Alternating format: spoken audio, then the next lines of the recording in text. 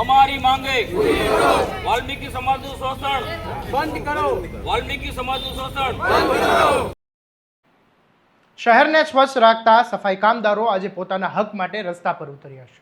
વર્ષોથી વિવિધ સમસ્યાઓનો સામનો કરી રહેલા થરાદ નગરપાલિકાના સફાઈ કામદારોએ હવે પોતાની માંગણીઓ લઈને અવાજ ઉઠાવ્યો છે.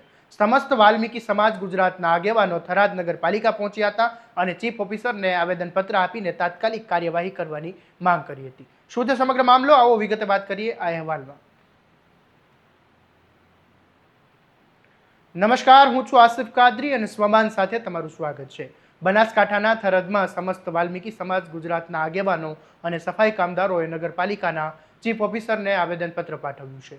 રજૂઆતમાં જણાવ્યું હતું કે નગરપાલિકામાં સફાઈ કામદારોની ઘણી જગ્યાઓ લાંબા સમયથી ખાલી છે, જેના કારણે હાલના કર્મચારીઓ પર કામનો ભારે બોજ પડી રહ્યો છે. આવેદનમાં ખાલી પડેલી જગ્યાઓ પર તાત્કાલિક ભરતી પ્રક્રિયા શરૂ કરવાની માંગ કરવામાં આવી છે. સાથે જ સરકારના પરિપત્ર મુજબ તમામ સફાઈ કામદારોને લઘુત્તમ વેતન ચૂકવવામાં આવે તેવી પણ માંગ ઉઠાવવામાં આવી હતી. વાલ્મીકી સમાજના આગેવાનોએ આરોપ કર્યો કે રજાના નામે કામદારોના પગારમાં કાપ મૂકવામાં આવે છે. તેમણે સ્પષ્ટ માંગ કરી કે દર મહિને 30 દિવસનો સંપૂર્ણ પગાર ચૂકવવામાં આવે અને કામદારો સાથે અન્યાય બંધ કરવામાં આવે. આ ઉપરાંત સફાઈ કામદારોને રોજ ગંદકી વચ્ચે કામ કરતા હોવા છતાં તેમને ગમબૂટ અને માસ્ક, હાથમોજા અને અન્ય જરૂરી સુરક્ષાના સાધનો પૂરા પાડવામાં આવે, જેના કારણે તેમના સ્વાસ્થ્ય પર ગંભીર જોખમ ઊભું થઈ રહ્યું હોવાના પણ તેઓ લોકોએ રજૂઆતમાં જણાવ્યું છે. આ મામલે સફાઈ કામદાર સંગઠનના આગેવાનોએ શું કહ્યું એ સાંભળી લો. આજરોજ તારીખ 1/7/2026ના રોજ વાવ જિલ્લાની થરાદ નગરપાલિકા ખાતે તમામ સફાઈ કામદારોની રજૂઆત માટે અમે લેખિત અને મૌખિક ચર્ચા કરી છે.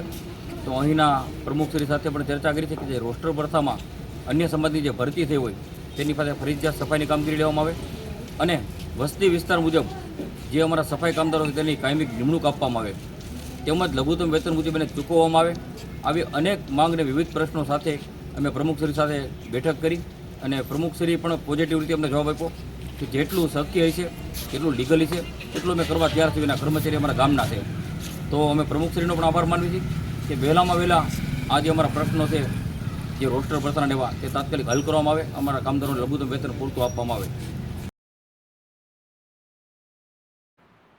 વાલ્મીકી સમાજે ચેતવણી આપી છે કે જો તેમની માંગણીઓ વહેલી તકે ઉકેલ નહીં આવે તો આગામી દિવસોમાં વધુ ઉગ્ર આંદોલનનો માર્ગ અપનાવવામાં આવશે, જેની સંપૂર્ણ જવાબદારી તંત્રની રહેશે.